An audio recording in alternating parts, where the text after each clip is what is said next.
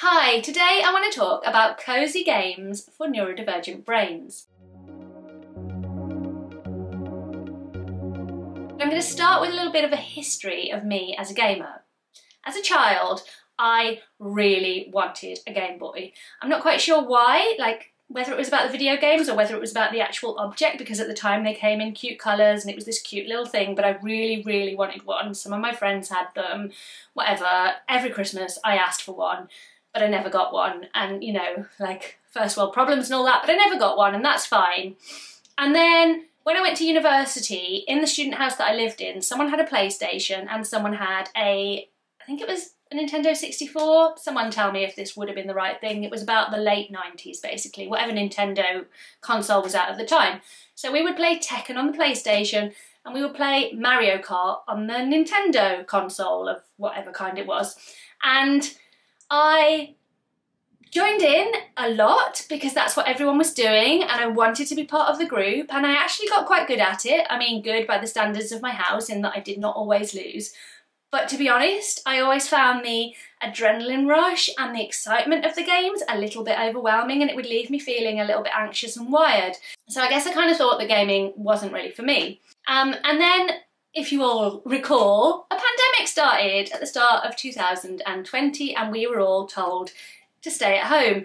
And at the time, I'd saved up a bit of money that I was going to spend on a activity outside of the house. I wanted to buy some horse riding lessons, but that just wasn't going to happen.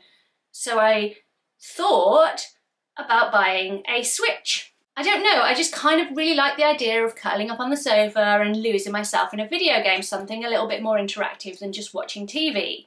So I bought the Switch, not really sure whether I'd use it, thinking I hope this is not just going to sit in a cupboard.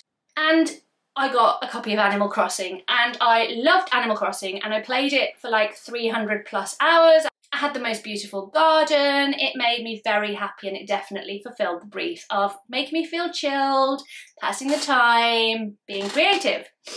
So then, once I'd really run out of steam for Animal Crossing, I was like, okay, what now? And I downloaded a bunch of different games. I tried a bunch of different stuff that my kids recommended, and to be honest, everything that I tried to play had that adrenaline spike type activity that I couldn't handle. And then I discovered the world of cozy games. I think I put something up on Twitter at the time and was like, any other neurodivergent people really struggling with the adrenaline rush of these kinds of video games? And so many people were like, yes, absolutely, I wish there were more games that did not have things you had to kill or that would chase you in them.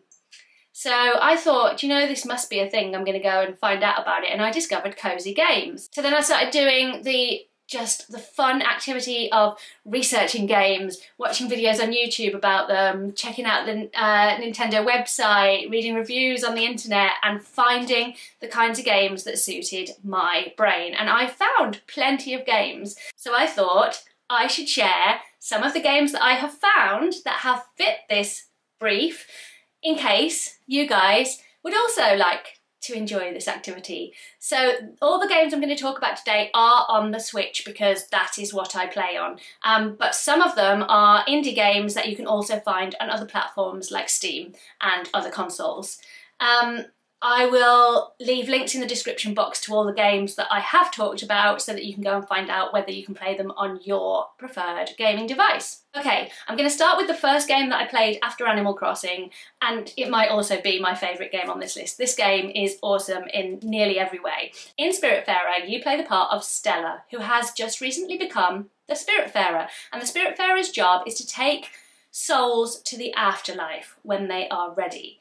You have a boat which starts out quite small, and you are travelling around to lots of islands to find these souls who are ready to pass over, and then you take them onto your boat and you look after them and you help them finish any unfinished business before helping them pass over to the afterlife. It is beautiful. It's a combination of a platformer, a farming sim, and a little bit of a kind of storybook game.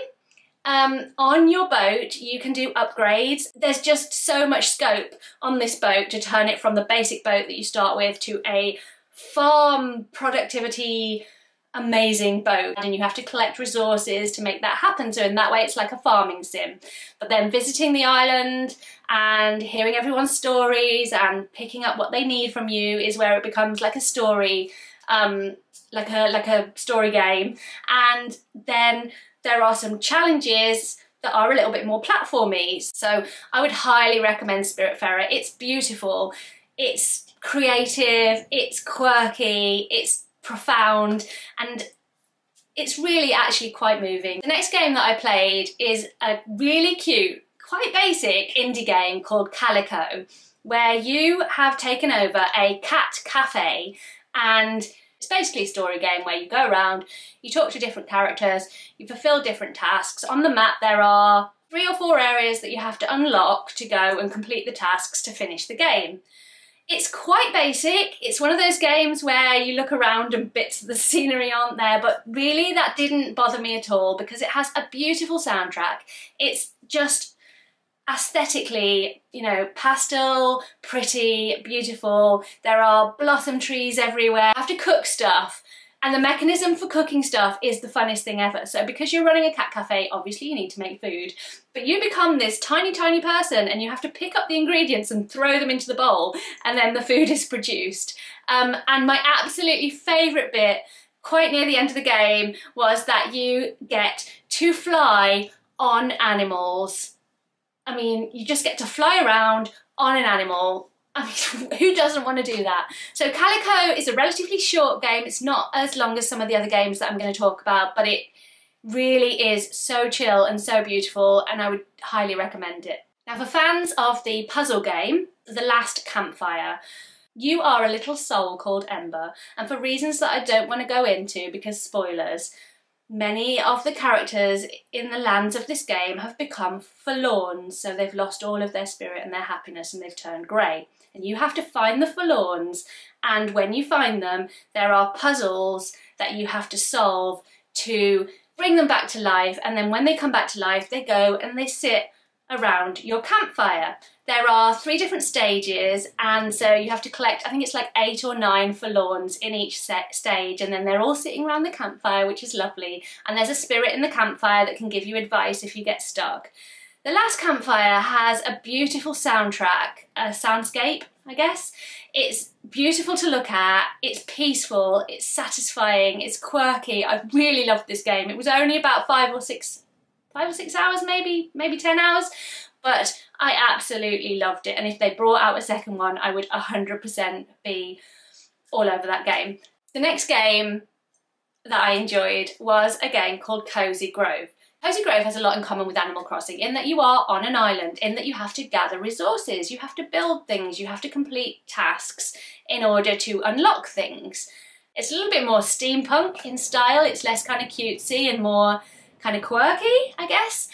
So you are a spirit scout who has accidentally landed on the wrong island from the one you intended to visit, and the island is inhabited by all sorts of spirits, and these spirits are kind of stuck on the island, and they're all in black and white. They're not kind of living their best lives, I guess. So what you have to do is complete tasks for your spirits, and as you complete them you are reanimating their world, so they go from black and white to colour, and when you have completed all of their tasks they become permanently colourful and your island becomes kind of more colourful. You have a little campfire that you are kind of feeding with wood, and so you're completing tasks for the spirits and then you're giving your wood to your campfire, and that's kind of basic gameplay. What's really interesting about Cozy Grove, for those of us who can accidentally lose 4 hours into a game when we didn't really intend to, is that there is kind of a limited amount of gameplay each day. You get a certain number of tasks every day to complete, which means that you can sort of do a set amount of time each day on the game, although you are still free to craft stuff and collect stuff after you finish those tasks. I think I sunk about 150 hours into Cozy Grove, so it's a good chunk of game that's going to keep you going for a while, and it's actually quite reasonably priced when you consider that fact.